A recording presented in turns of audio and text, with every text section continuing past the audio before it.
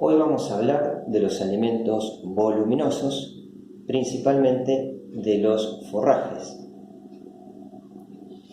¿Por qué los consideramos voluminosos a este tipo de alimentos? Porque tienen más del 18% de fibra bruta y a su vez estos alimentos pueden ser voluminosos secos o acuosos de acuerdo a su contenido de materia seca.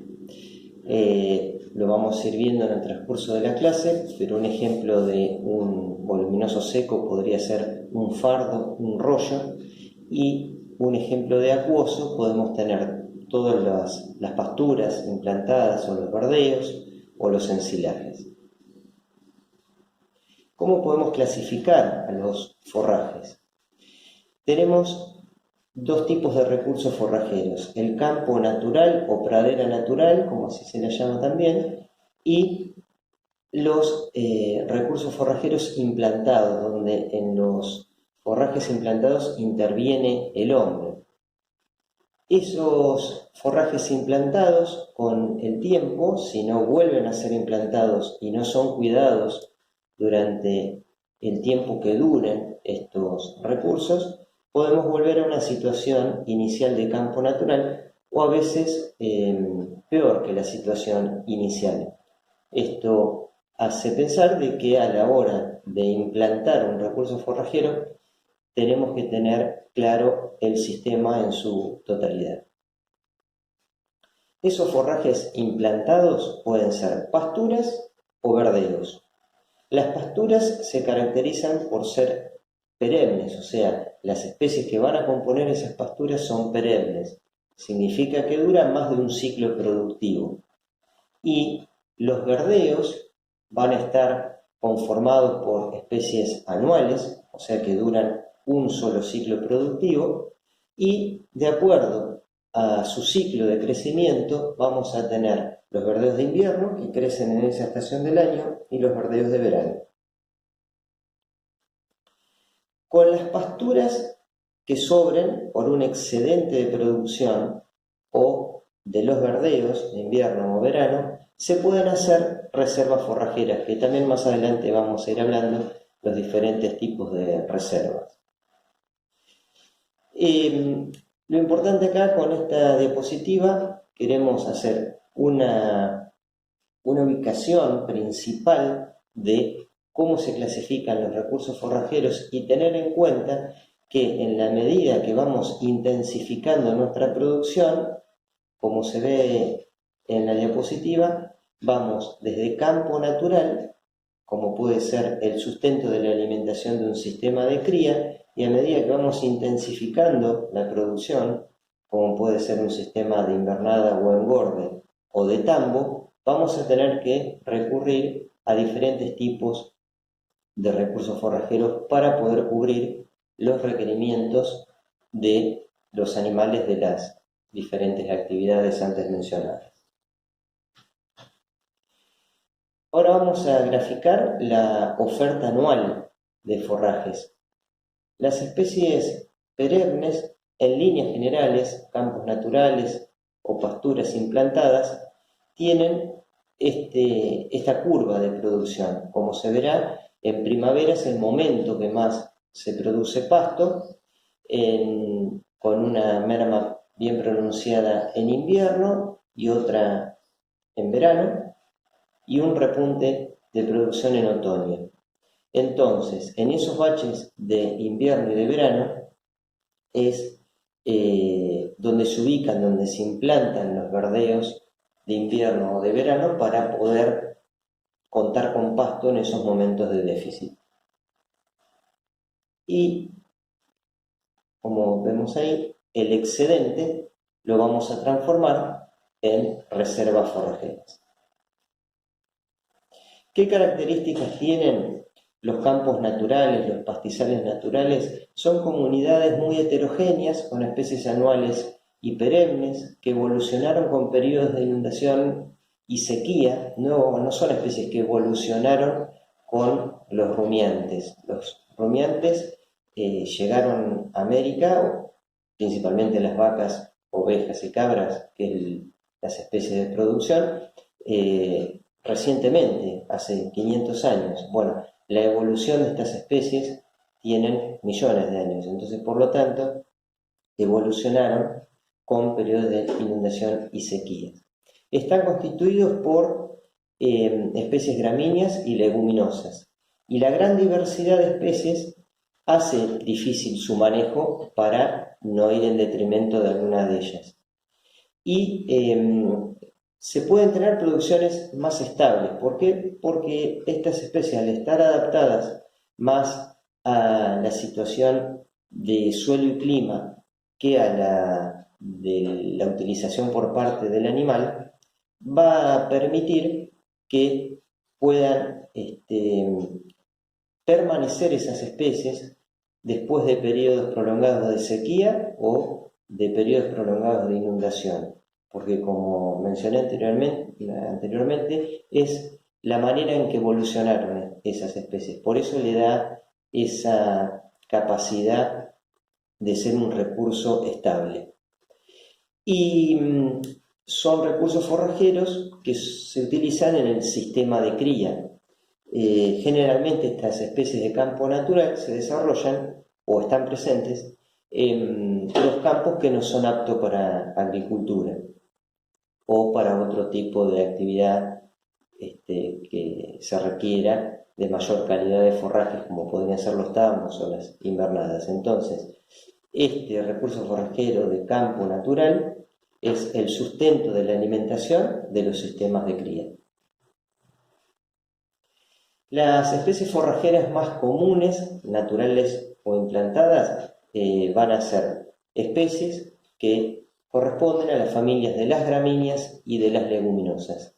Las gramíneas van a aportar a la dieta, esto ya viéndolo desde un punto de vista de la nutrición, van a aportar fibra y energía, y las leguminosas principalmente proteína, y obviamente por ser un alimento voluminoso también va a aportar fibra. Las gramíneas, o generalmente todas las especies, tienen un periodo vegetativo y otro reproductivo. Si bien estas cuestiones son muy agronómicas, lo más importante es saber en este punto que en el estado vegetativo es el momento que se produce el macollaje, como lo indica en la diapositiva. Y ese momento vegetativo es el momento de utilización por parte de los animales, es el momento de pastoreo, es el momento donde vamos a encontrar la mayor calidad del forraje, porque ese estado vegetativo está constituido principalmente por hojas. El estado reproductivo, en cambio, es la etapa, vendría a ser la etapa de la planta que necesita para poder fructificar y así perpetuar la especie. Entonces, ese periodo reproductivo se caracteriza por una elongación de los tallos y va a detenerse la producción de hojas principalmente. Esa elongación de los tallos va acompañado de una lignificación de ese tallo. Esa etapa reproductiva hace que la planta sea mucho menos digestible para el animal que lo vaya a comer. Esta es una típica gráfica de una gramínea con un tallo principal, nudos entre nudos, y como podemos ver, las hojas crecen de manera alternada entre los entrenudos.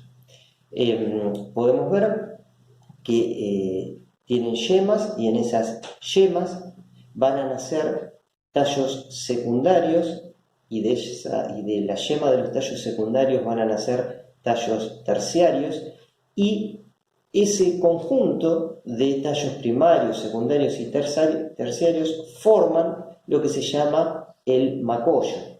Ese estado de macollaje es el óptimo para pastorear con los animales. Esto sería una foto de una pastura en estado de macollaje. Se pierde la individualidad ya del tallo principal. y el macollaje permite que las plantas, gramíneas principalmente, tomen una estructura de mata, se forma una gran mata constituida por esos diferentes macollos. ¿Qué es lo importante saber del estado vegetativo de las plantas? Que en el estado vegetativo de las plantas hay una participación de la pared celular, que está constituido por celulosa, hemicelulosa y lignina, mucho menor que en lo que va a ser el estado reproductivo, y una gran participación del contenido celular, o sea, del contenido más digestible para los animales. O sea, la pared celular va a tener poco aporte en el estado vegetativo, pero sí con un alto contenido celular. En el estado reproductivo, como dijimos anteriormente, se dejan de producir macollos, o sea, la planta deja de producir hojas para empezar a alargar los tallos. Esos tallos se van a lignificar y, como dije anteriormente, va a haber una pérdida de calidad. Sí va a haber un aumento en cantidad de forraje, pero mucho menos digestible. Esto se da dependiendo del ciclo de la planta, pero generalmente cuando los días se alargan y hay temperatura, empieza a haber una dominancia apical de la planta, que eso inhibe la producción de macollos.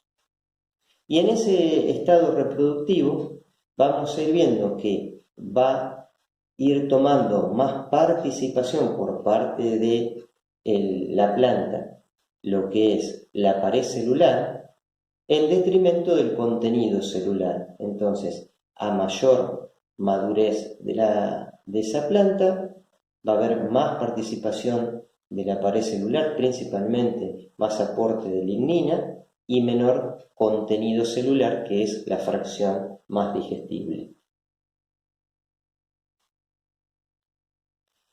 En esta gráfica se intenta representar cuál es el momento óptimo para la utilización de un recurso forrajero, y es el momento que haya la mayor cantidad de materia seca digestible. ¿Y cuándo se da eso? Cuando, ahí como explican las curvas, donde se corta la curva entre la cantidad de materia seca producida y algunos parámetros como pueden ser el tenor de proteína, la digestibilidad y la fibra. Entonces, en el punto donde se corta la curva, en esta gráfica, podríamos decir que es el momento óptimo donde tenemos la mayor cantidad de materia seca pero digestible.